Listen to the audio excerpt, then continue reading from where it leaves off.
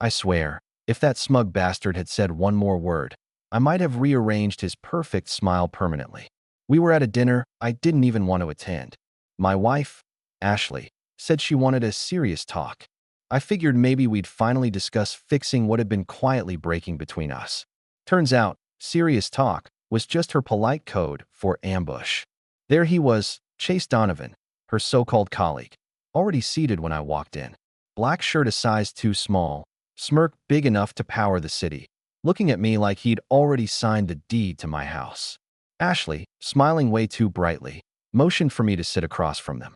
"Logan," she said sweetly, "this is Chase. You've heard me mention him from work." Yeah, I'd heard. Too often. The mentor. The inspiration. The guy who just gets me. I should have known right then. He leaned in across the table, eyes locked on mine like some cowboy in a bad western. "I'll make this simple," he said smoothly. "You've got two options, Logan. Leave quietly, or face me like a man." Ashley didn't even flinch. She smiled. Like this was rehearsed. Like I was supposed to play my part in their little script. I took a breath, let a smile curl at the corner of my mouth, and said, "Do you want your teeth whole? Or in pieces?" Her face froze. His smirk twitched. And that's when I knew, no matter what happened next, I wasn't playing the clueless husband in their play anymore. Security pulled me off Chase before I could make good on my promise. I walked out of that restaurant with blood on my knuckles and glass in my cuffs, while Ashley shrieked behind me, "You're embarrassing me." Embarrassing her. That's what she cared about. Not the affair. Not the ambush. Just how I looked to strangers while she tried to trade me in like a used car. By the time I got home, the house felt off. Not the furniture, not the decor. Just the air. Her perfume lingered in the hallway, but it wasn't just hers. There was something else. Heavier, muskier, not mine. The bed was made. Too well. Like a hotel bed. Ashley never made the bed like that. I sat down, palms raw, mind buzzing, and my phone vibrated. A message from her. "You didn't have to do that." I stared at the screen, smiling to myself. Didn't have to? Oh, sweetheart. I hadn't even started yet. That night, I didn't sleep. Not because of anger. That had burned off somewhere between Chase's smug grin and Ashley's forced smile. No, I stayed awake because a plan had already started forming. See, Ashley thought I'd just lost my temper, played right into her little narrative of the unstable husband she could walk away from. But she didn't know me as well as she thought. I wasn't going to lose. I was going to wait. Because nothing terrifies a woman like her more than a husband who doesn't explode, but calculates. Ashley strutted into the kitchen the next morning like she hadn't set our marriage on fire less than 12 hours ago. Hair curled, lipstick perfect, that little fake smile plastered on her face. "Coffee?" she asked, her tone light, like we were sitcom characters who just needed a laugh track to smooth things over. I didn't answer right away. I just sat at the table, reading the paper, upside down. She didn't notice. Finally, I said, "You were out late. Did Chase drive you home?" She froze for half a second. Most people wouldn't catch it, but I've graded high school essays for 20 years. I know a pause when I see one. "No," she said, too quickly. "I Ubered." "Good," I said calmly. Wouldn't want the office gossip mill running wild. Her smile twitched. She wasn't used to calm me. She thrived on loud fights, slammed doors, the kind of drama that ended in tears and apologies. Silence unnerved her. I let it hang there.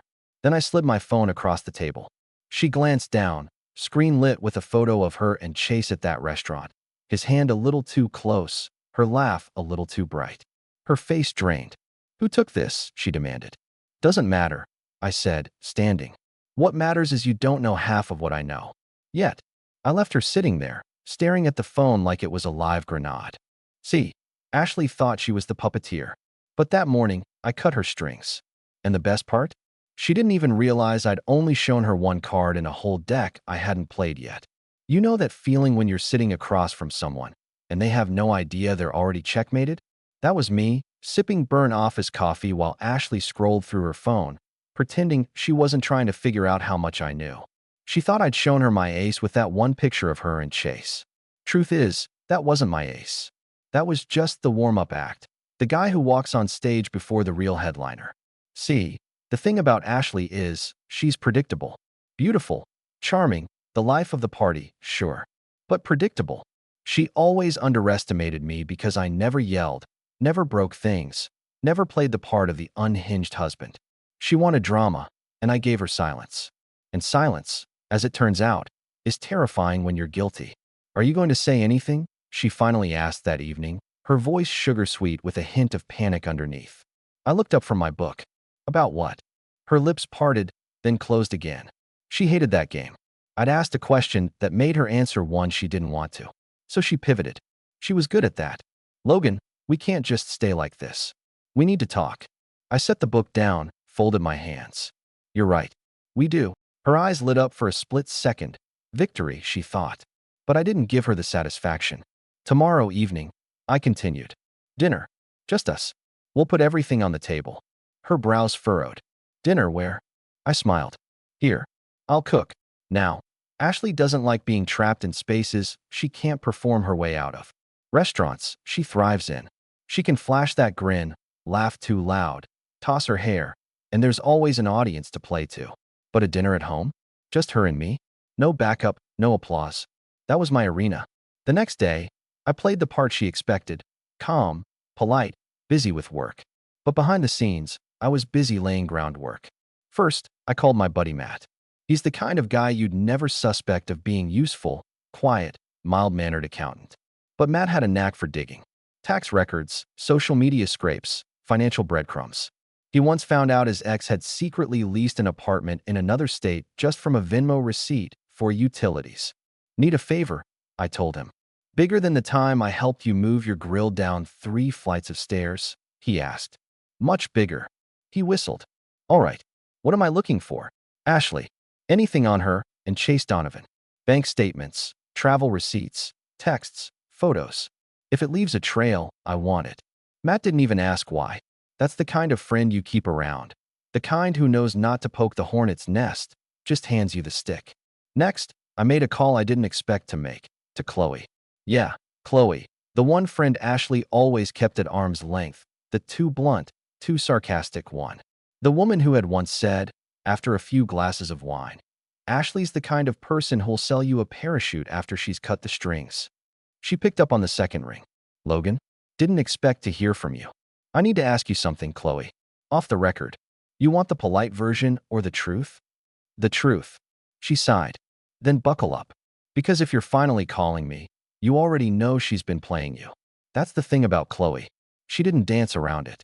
She just handed you the knife and let you decide whether to cut yourself free or plunge it in deeper. By the time dinner rolled around, I wasn't angry anymore.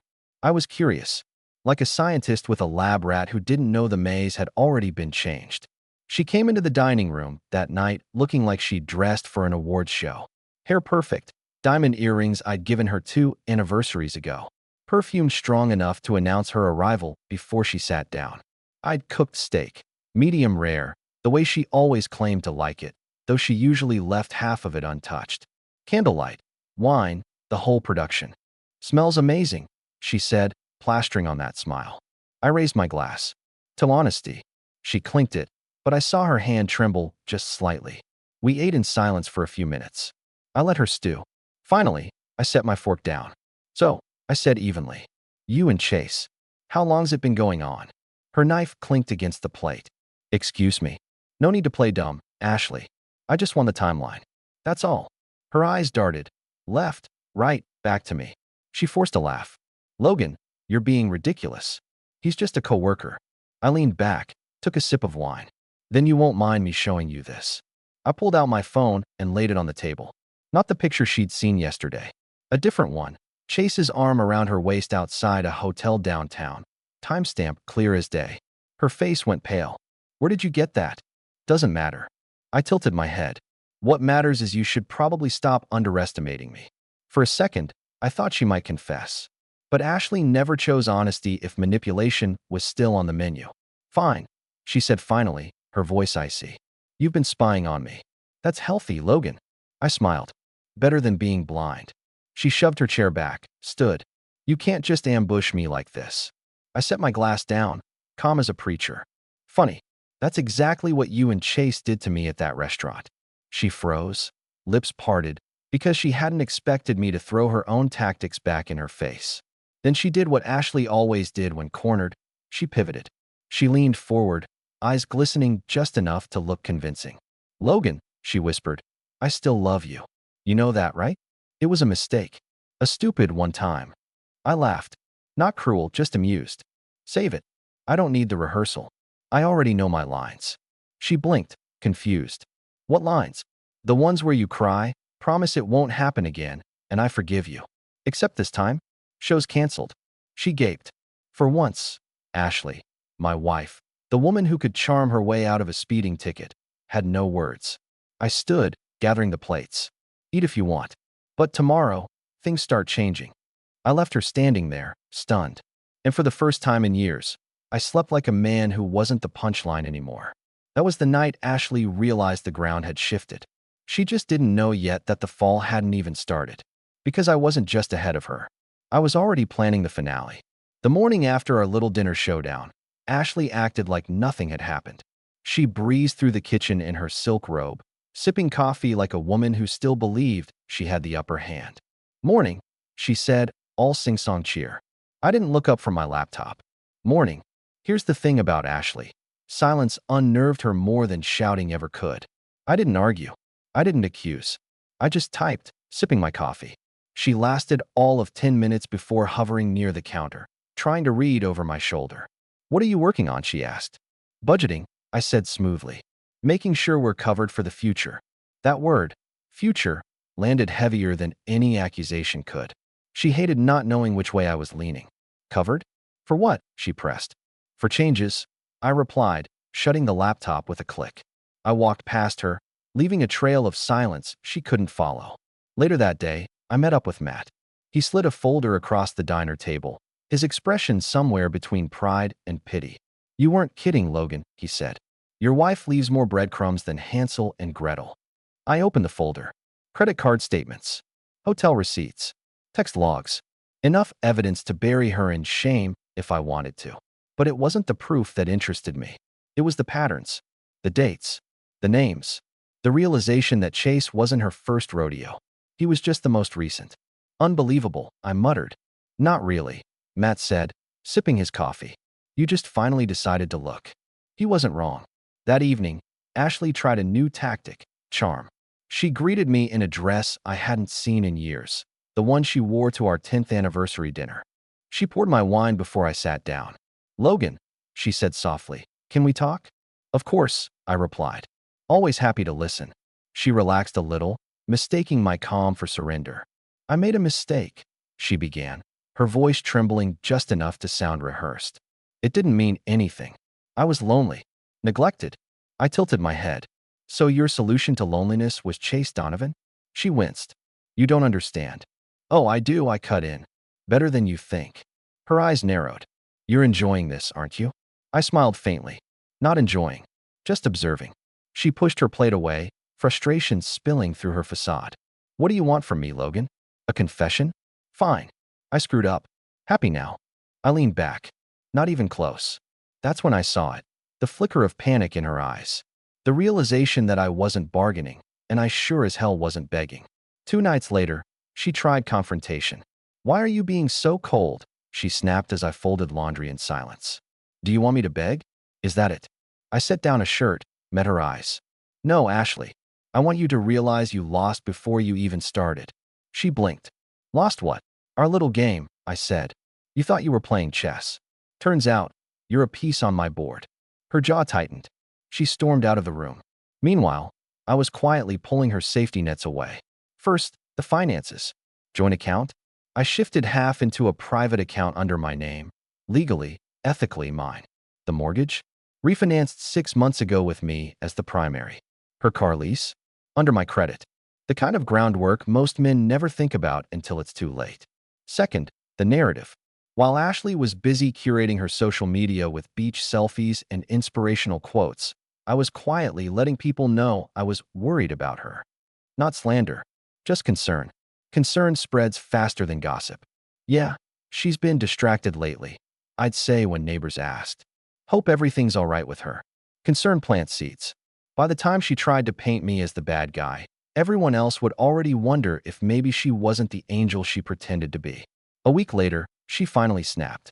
I came home to find her pacing the living room, phone in hand, mascara smudged from tears she'd clearly practiced in the mirror. "Logan," she cried, "I can't do this anymore. You're freezing me out. You won't even fight for us." I set my briefcase down calmly. Fight for what, exactly? For a woman who brought another man to dinner and told me to face him like a man. Her lips trembled. "It wasn't like that." I chuckled softly. "Ashley, you could sell a glass of water to a drowning man. But not me. Not anymore." She stared at me, searching for some crack in my calm, some weakness she could exploit. For the first time, she didn't find one. "Are you leaving me?" she whispered. I shook my head.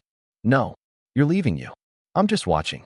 That night, while she sulked in the bedroom, I sat in the den, reviewing Matt's folder again. Chase's name kept popping up, sure. But there was another one. Daniel. 6 months earlier. Hotel receipts. Late-night Uber charges. Turns out, Chase wasn't even her first betrayal. He was just the one she got sloppy with. I leaned back, smiling. Because now I knew. Ashley wasn't just a cheater. She was a pattern. And patterns are easy to break when you know where the cracks are. The best part? She still thought I was deciding whether to forgive her. She had no idea I was already setting up the final act. Around midnight, she finally padded into the den, barefoot, eyes red. She leaned against the doorway. "Logan." "Yes." Her voice cracked. "Do you still love me?" I closed the folder, met her gaze. "Enough to let you find out what life without me feels like." She froze. "What does that mean?" I smiled faintly. "You'll see." And with that, I stood, kissed her forehead like a dutiful husband, and walked past her. Because nothing scared Ashley more than not knowing what came next. That was the night she realized she wasn't the one pulling strings anymore. The trap was set. All I had to do was wait. The thing about revenge is that it doesn't come with a drum roll. It doesn't march in with trumpets or a spotlight.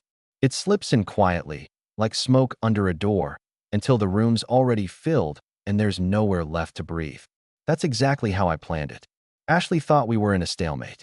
She believed if she smiled pretty enough, cried at the right times, and threw in a few shaky, "I still love you" lines, I'd break. Most men do. They fold, forgive, and pray the storm doesn't come back around. But I wasn't praying anymore. I was calculating. The first seed. The first real move came on a Thursday night. She was out, working late, which, translated from Ashley speak, meant Chase was free. Instead of sulking at home, I invited Matt over. We ordered pizza, cracked open a couple beers, and spread his neatly compiled folder across the dining room table like a pair of generals reviewing battle plans. "You weren't kidding," Matt said, flipping through another stack of printouts. "Chase is the obvious one, but look at this." He slid over a page. "Daniel. Twice at the Fairmont. Same room number, different weekends." I scanned it. Receipts. Uber logs. Even a hotel Wi-Fi login with her email. Ashley had been busy. "Sloppy," I muttered. Matt grinned. "That's what arrogance does. She thought you'd never look." I leaned back in my chair, staring at the evidence. "Good. The more she underestimates me, the better." Matt raised his beer. "So what's the play?" "Simple," I said. "I'm not going to confront her with any of this. Not yet. I'm going to let her wonder how much I know. And while she's busy panicking, I'm going to make sure when the floor finally drops, she lands alone." The social web. The next step was subtle. Too subtle for Ashley to notice at first. See, Ashley loved her image. She curated it like a museum exhibit. Perfect marriage, perfect house, perfect smile. So I started making little tweaks in the background. Not lies. Not even gossip. Just seeds. At work, I casually mentioned to a colleague, "Ashley's been really distracted lately. I hope she's okay."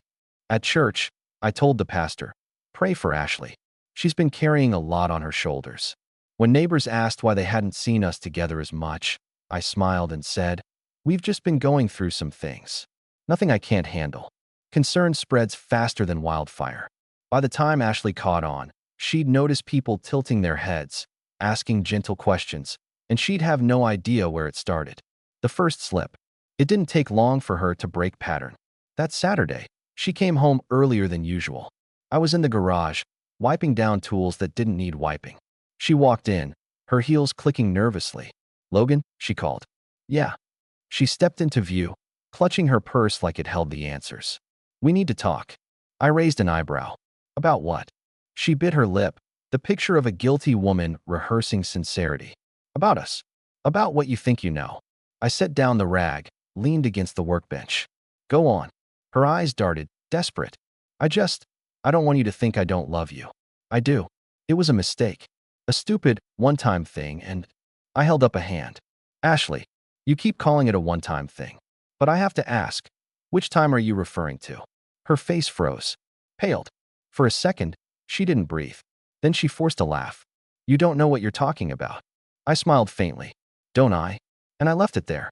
No details. No names. Just the heavy silence of a man who knows more than he's saying. She followed me inside, begging for clarification, but I ignored her, turned on the TV, and let her stew. That night, she didn't sleep. I know because I lay awake, listening to her breathing shift, her phone lighting up the ceiling as she typed frantic messages. To Chase?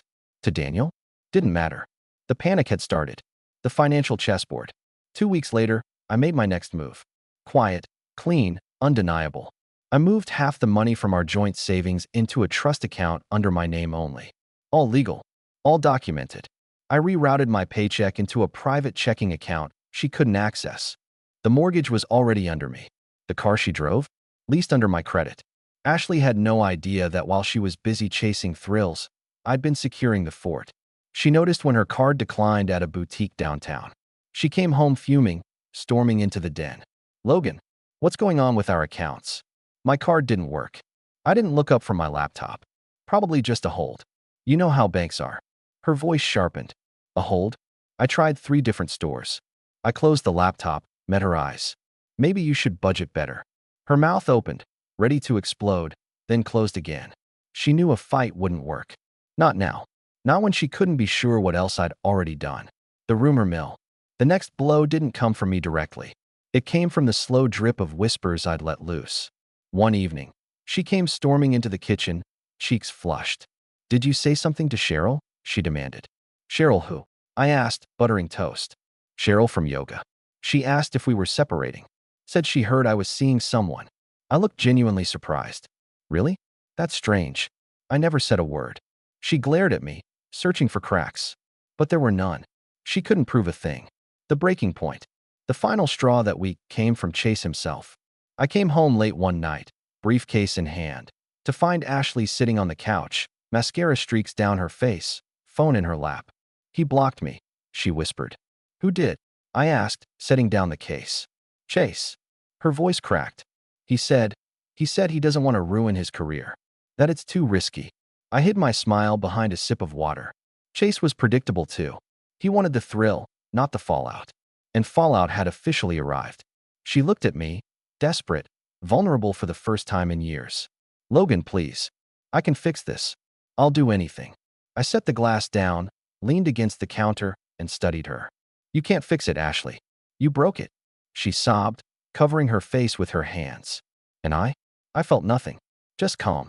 Because this wasn't the end. Not yet. This was only the middle act. The finale? Oh, she'd never see it coming. I went to bed that night with a smile, because for the first time in our marriage, Ashley wasn't holding the reins.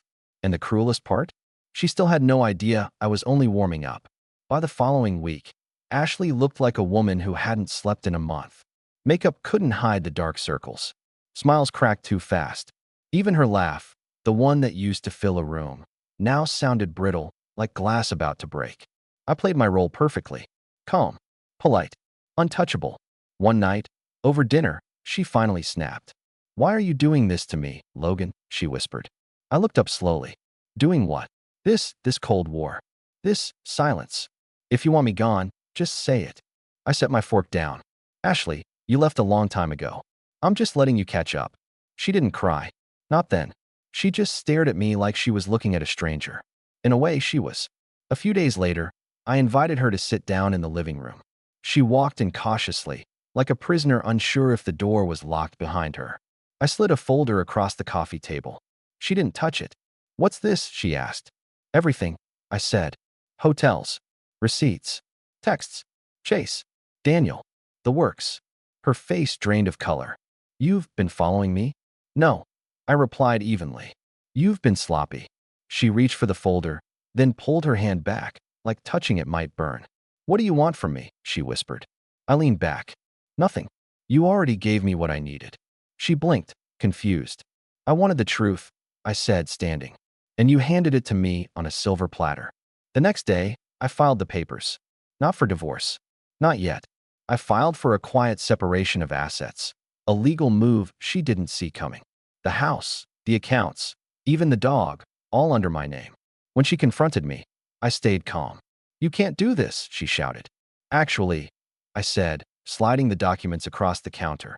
I already did. Her eyes darted over the pages, panic widening them with every line. You'll ruin me, she whispered. I met her gaze. No, Ashley. You ruined you. I'm just cleaning up. That night, she called her mother, her sister, anyone who would listen. But the whispers had already spread. No one sounded surprised. That was the beauty of planting seeds. By the time the tree falls, everyone swears they heard the cracking long before. Here's the twist. I didn't divorce her. Not yet. I didn't kick her out. I didn't even raise my voice. Instead, I left. Quietly. One Saturday morning, while she was still asleep, I packed my things, loaded my truck, and drove off. No note. No fight. Not even a goodbye. When she woke up, the house looked the same, but I was gone. My chair missing. My clothes gone. My toothbrush absent from the bathroom. On the kitchen counter, I left just one thing, the folder. By noon, she was blowing up my phone. Calls, texts, voicemails, all frantic, all begging. But I didn't answer. Not once. Because the cruelest revenge isn't rage. It isn't public humiliation. It's silence. It's letting her sit in the ruins of the life she thought she controlled, realizing the only person she can't manipulate anymore is the one who mattered most. And as for me, I didn't just leave Ashley. I left the version of myself that put up with her. That was the real twist. I didn't just take revenge on her. I took back my life. And she'll never see that coming. Because for Ashley, the one thing worse than losing me is knowing I'll never look back.